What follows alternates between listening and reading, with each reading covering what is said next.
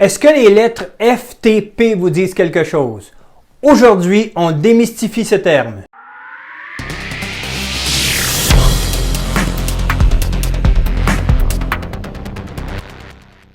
Salut, c'est Marc de la chaîne Ravito, votre point de ravitaillement pour tout ce qui touche le vélo de route de près ou de loin. Vous y verrez des revues sur le matériel, des trucs d'entretien et des informations sur l'entraînement comme on va voir aujourd'hui.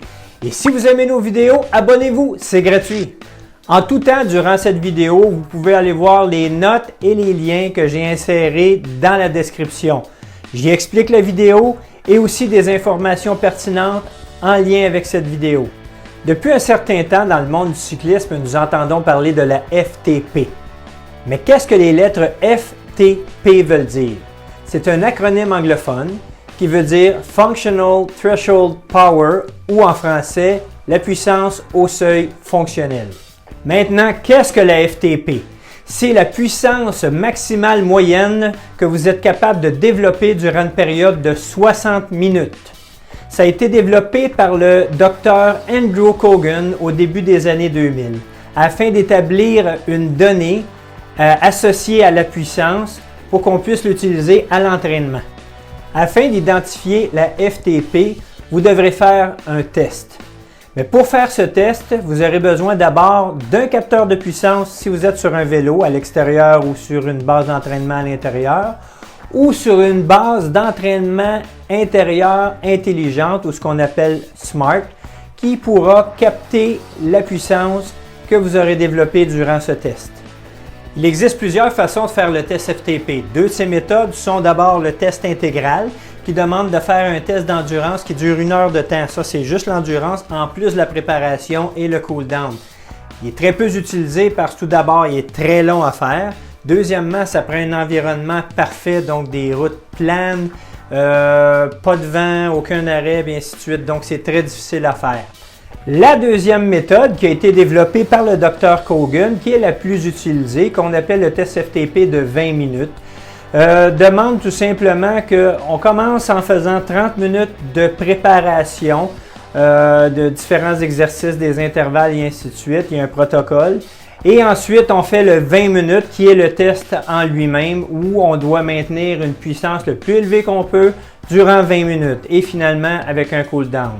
Lorsqu'on a terminé le test, on prend la donnée et on fait un calcul, on multiplie par 0.95 et ensuite, ça nous donne notre FTP. Dans une vidéo future, je vais vous démontrer exactement le test FTP de 20 minutes avec l'ensemble de son protocole. Lorsque vous avez votre FTP, vous pouvez l'utiliser pour l'entraînement en pourcentage. Exemple 50, 60, 80, 100, 120% de votre FTP. Il existe un tableau qu'on appelle les zones de Kogan qui comprend 7 zones séparées en différents pourcentages qui sont les suivantes. La zone 1 qui se trouve être la récupération active qui est de moins de 55%.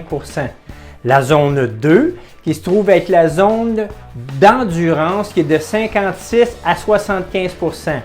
La zone 3 qui se trouve être la zone tempo de 76 à 80%. La zone 4 qui se trouve être la zone du seuil lactique qui est de 91 à 105%. La zone 5 qui est la zone VO2 max qui est de 106 à 120%. La zone 6 qui est la zone anaérobique qui est de 121 à 150%. Et finalement, la zone 7 qui est la zone neuromusculaire qui est de plus de 150%. Cette zone-là, elle va être utilisée surtout pour puncher ou les attaques en fin de course. Donc, avec ces zones-là, vous pouvez créer différents entraînements selon votre besoin. Voilà, nous avons démystifié qu'est-ce que la FTP. J'espère que vous avez apprécié cette capsule et qu'elle vous sera utile. Si c'est le cas, appuyez sur le j'aime dans le bas de la page. Si vous avez des questions et des commentaires, gênez-vous pas, allez dans la section commentaires, écrivez-les et ça va me faire plaisir de vous répondre. Sur ce, je vous remercie et à une prochaine fois. La question de la semaine, est-ce que vous connaissez votre FTP? Si oui, comment l'avez-vous pris? Vos réponses dans la section commentaires.